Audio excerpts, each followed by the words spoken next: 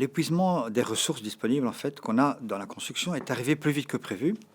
On a connu des augmentations aussi de prix sur les matières.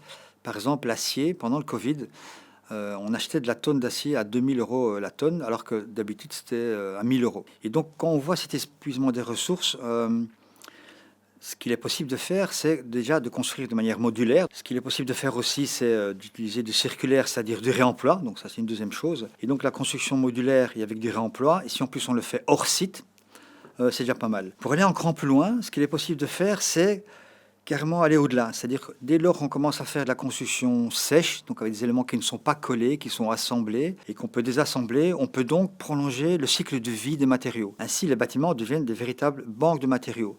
Et donc ce fameux concept qu'on appelle Design for Assemble and Disassemble, c'est vraiment ça. C'est comment construire ou rénover avec des éléments qu'on pourra démonter, remonter et démonter. Donc le Design for Assemble et Disassemble, c'est un peu une réponse à cet épuisement des ressources et où va aller la construction demain.